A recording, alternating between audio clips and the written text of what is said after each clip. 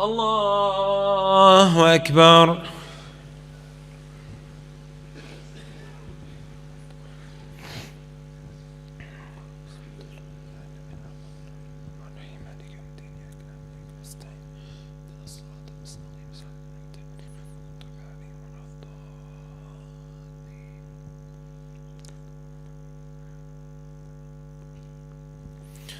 الله أكبر.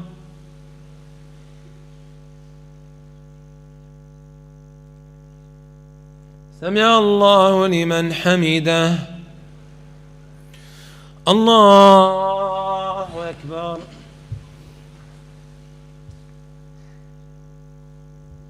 الله أكبر. الله أكبر.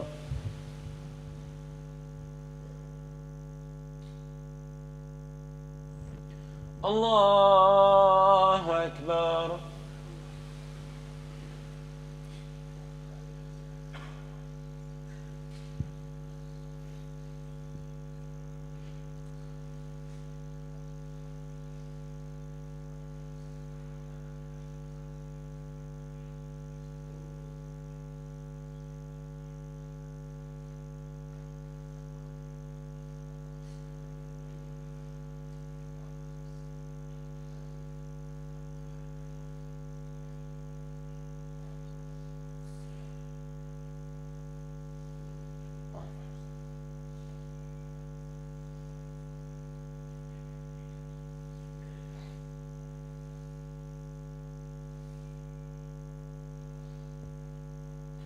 السلام عليكم ورحمة الله. السلام عليكم ورحمة الله.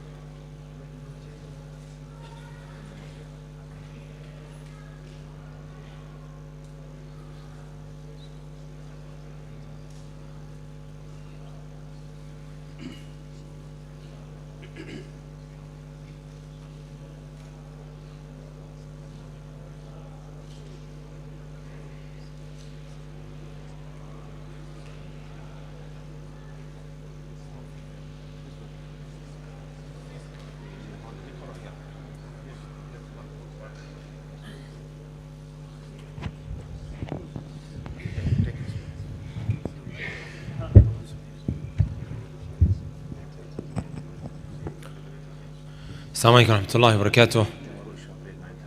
Okay. بسم الله الرحمن الرحيم الحمد لله رب العالمين وأصلي وأسلم على المبعوث رحمة للعالمين بعثه الله شاهدا ومبشرا ونذيرا وداعيا إلى الله بإذنه وسراجا منيرا. I only have a couple of minutes, so I'm going to keep it very short and concise. My brothers and my sisters, how quickly has the 15 days or 16 days gone by? This opportunity, this chance, this lifeline that every single one of us were waiting for. I know and you know, brothers and sisters, let's be honest with ourselves and let's not be in denial. We have issues, we have shortcomings, there are things that we're trying to change, there are good practices that we're trying to introduce into our lives. And we were waiting for the month of Ramadan to help us out. Not because of the month of Ramadan speaks to you, no, because Allah Azza wa Jal put so much barakah in it. The scene has been set. The doors of Jannah have been swung open, the doors of hellfire have been slammed shut. And the shayateen have been locked up. Rasul said the shayateen. My brothers and my sisters, you know our iman has gone up, right? Praying in the night, fasting in the day, doing acts of worship. However, you know what a very, very common question is? I get it every year on Instagram. People are approaching me saying, why is it that in the month of Ramadan my iman went sky high, and then as soon as the sun set on the 30th day of Ramadan, I am back to square one. My iman has dropped again. Why? Right? I'll tell you all, my brothers and my sisters. You know the 10 nights that are around the corner. These 10 nights that are the greatest nights of the year, where all of our good deeds are multiplied on top of the multiplications that are already happening in this month. It might well be that in these 10 nights we don't benefit enough. We do not do enough in these 10 nights that Allah subhanahu wa ta'ala is throwing our way, brothers and sisters. Right? You know what's even worse than that? You know what's even worse than that, my brothers and my sisters? Is that in these last 10 nights we are planning all of the filth and the evil we want to get involved in on the day of Eid. Am I wrong, brothers and sisters?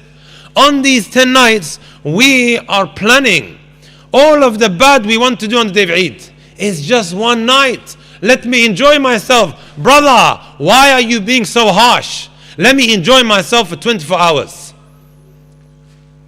Even in the normal household, Netflix might be switched off in the month of Ramadan, and then on the day of Eid, a movie is switched on. And then we wonder, my brothers and my sisters, why my iman has dropped down the drain. Why it's gone down the drain? This iman, my brothers and my sisters, wallahi al-azim, I've sat down with drug dealers. They will say to me, my iman went sky high. But then because I done something with someone that I shouldn't have on the day of Eid, my iman dropped. Right? We want to make the most. We want to take away optimum and maximum reward, my brothers and my sisters, on these last 10 nights, which may well make or break our Ramadan.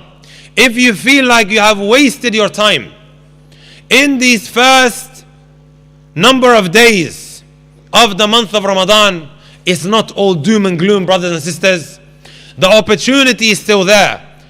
It's not how the race started, it's how the race finishes, my brothers and my sisters. There is still enough time for us to acquire the maghfirah of Allah subhanahu wa ta'ala. The nights of Al-Qadr is not just on the 27th night, brothers and sisters. Right? It moves around.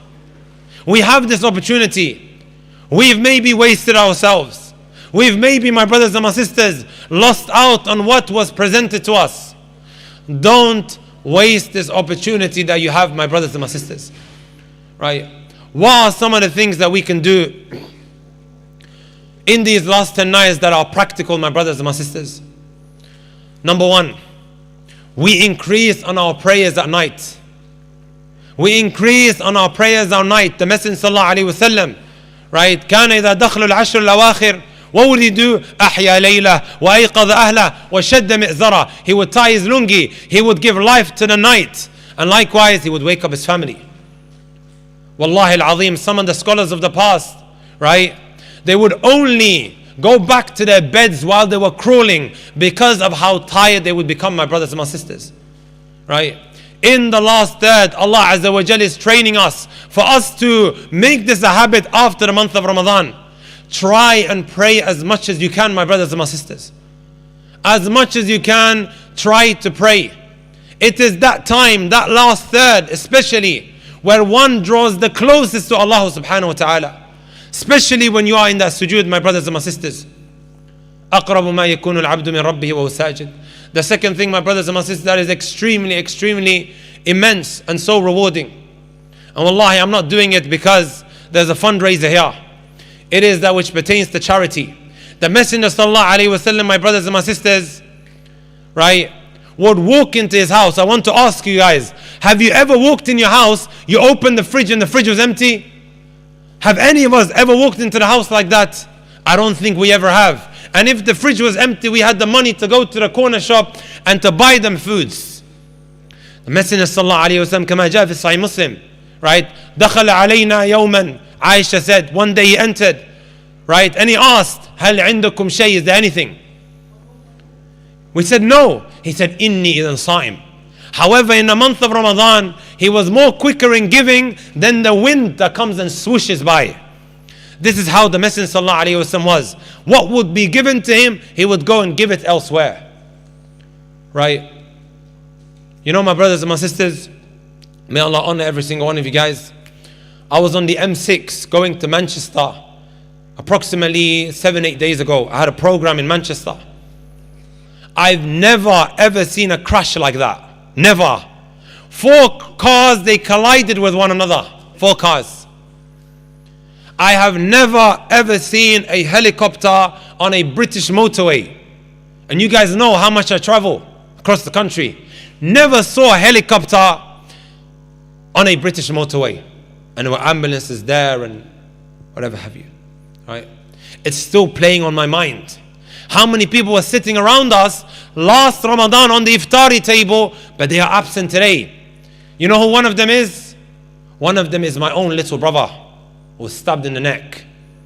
He's not here today. He wasn't 50 or 60 years of age, brothers and sisters. He was only 24 when he passed away. How much is he wishing that he could be in Ramadan today so he can do more? Ibn al-Jawzi rahmatullahi alayhi said, لو قيل لأهل القبور تمنوا لتمنوا يوما في رمضان. If it was said to the people of the grave, make a wish, make one wish. You know what that wish would be? Right? One day in the month of Ramadan. Do what you can. Wallahi, we have no guarantee that we're going to walk out of this message today. We have no guarantee that we're going to walk out of Ramadan. And whether we're going to reach another Ramadan where our actions are going to be multiplied. These were 2 important things that the Messenger used to engage in the month of Ramadan. May Allah Azza wa Jal bless every single one of you guys. It's always lovely seeing every single one of you guys and seeing the Ya'imma as well. جزاكم الله خيرا وأحسن الله إليكم وبارك الله فيكم.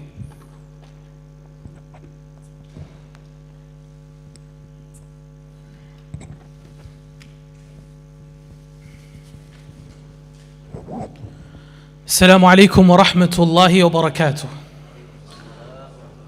Brothers, come on, you just heard a very good reminder. Let's try that one more time. Assalamu alaikum wa rahmatullahi wa barakatuh. Alhamdulillah. My name's Abdullah and I'm here on behalf of the masjid today to tell you all about a very, very important project that's currently happening. As you all know, the masjid is expanding. Alhamdulillah, we have many, many more musallin who are coming on a regular basis to the masjid that we need to expand. And currently, alhamdulillah,